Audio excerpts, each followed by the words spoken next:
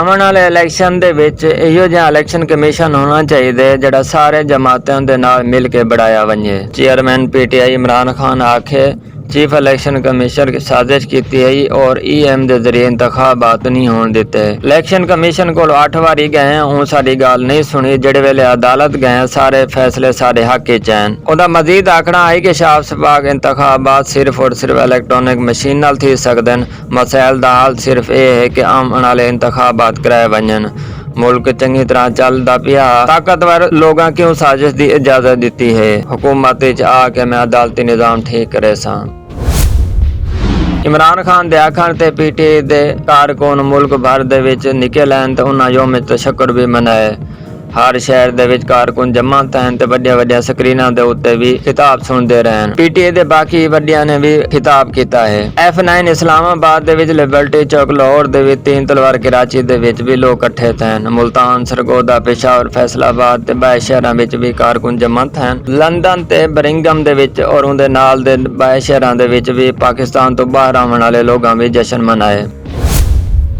कौमी असम्बली विच अदालतों को ठीक करने की एक कमेटी बनाई गई है और एक कमेटी मुतफिका तौर पर मंजूर की गई है। एक करारदाद पेश की गई है। करारदाद आदम नज़ीर तारड़ पेश की है और करारदाद को भी मंजूर कर दिता गया है। करारदाद विच आख्या गया है कि आइन इंतजामिया और अदालत के इख्तियार तकसीम किए वै सन। रियासत का कोई भी हिस्सा दूजे हिस्से को कोई भी गाल नहीं कर सकता। आइन का आर्टिकल 175 आदे कि जजां का लावना और इन्हां दे विच तौसीफ करना पार्लीमेंट का इख्तियार होवे। कोई भी इदारा दूजे इदारे दे विच मुदाखलत न करे। वज़ीर आज़म शहबाज शरीफ कौमी असम्बली विच बहुत सारी तनकीद की है सुप्रीम कोर्ट से।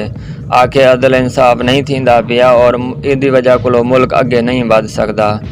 ये दू रोखिन पे और सारे नाल चंगा सलूक नहीं किया वैंदा। इमरान खान गैर मुल्की एजेंडे पिया इसराइल ते भारत को भी पैसे गिनता है। PTI दौर विच हुकूमत ने करप्शन की है और इतने जुर्म किए हैं लेकिन उन्होंने नोटिस कहीं नहीं लिता। उनका मजीद आखना है कि PTI के दौर नून लीग के खिलाफ भी कार्रवाई की गई, उनका भी कहीं नोटिस नहीं किया। इमरान खान सदर ते स्पीकर ऐन शिकनी करता रह गया लेकिन उनके खिलाफ भी नोटिस कहीं नहीं लिता। मजीद आखे कि 8 साल गुजर गए लेकिन फारग फंडे केस का फैसला नहीं सुनाया गया। महंगाई महंगिया चीज़ा वाकई थी गई लेकिन तेल ते गैस की कीमत मेरे इख्तियार च नहीं। अगली खबर, वज़ीर खारजा बिलावल भुट्टो भी कौमी असम्बली के आखे कि सुप्रीम कोर्ट के इख्तियारात सारा कंट्रोल कमीशन को होना चाहिए। उनका मजीद आखना कि वज़ीर आज़म कबीना के बगैर कोई फैसला नहीं करेंदा तो जज भी सारे जजां के बगैर फैसला ना करे। कोई भी अगर बेंच बढ़ाया वजे तो उनका इख्तियार भी सारे को होना चाहिए। एक रात दे विच न्यूट्रल होने नाल 70 साल के गुनाह तो बाकी नहीं बचते ते ना ही माफ़ हो सकते हैं। पंजाब दे विच वज़ीर आला की कुर्सी छिकण दे नाल नून लीग गवर्नर राज लावां ते तुल गई है। वज़ीर दाखिला राना सनाउल्लाह आखे अगर मैं को पंजाब आवां तो रोका गया तो मैं भी गवर्नर राज ला दे सा। अपने वजारत दाखिला को मैं समरी भेज दी है और इंशाल्लाह वज़ीर आज़म की मंजूरी तो बाद सदर को भेजी वैसी। सदर अगर 10 दिन तक अमल ना किया ऑटोमैटिक गवर्नर राज लग वैसी।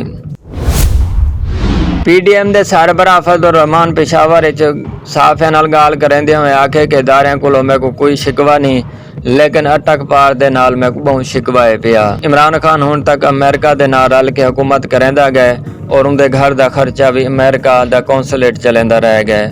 अगर कानून कोई रखना है पिया तो को ठीक थी होना चाहिए। स्पीकर को आखे मी के तहकीकात करे तो उहदे नाल फैसला करे। पंजाब दे बारे आखे पंजाब की जिहड़ी हुकूमत बड़ी ये भी वंजण वाली है भाई।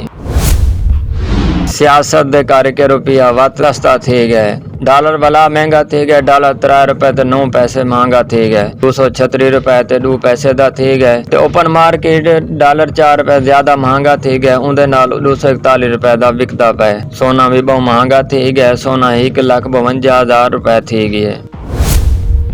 इमरान खान पंजाब कमीना के बारे भी फैसले कर गए हैं। परवेज लेज़र नाल उनकी गलबात पूरी थी गई है। स्पीकर किते सबतैन खान का नाम भी मंजूर किया गया है। सियासत कार्ड लंगर खान ते पनाहगाह भी दोबारा शुरू किया वही पैन। डिप्टी स्पीकर के खिलाफ तरीके अदम एतमाद भी लैके आते पैन। इमरान खान अज लाहौर भी आसी।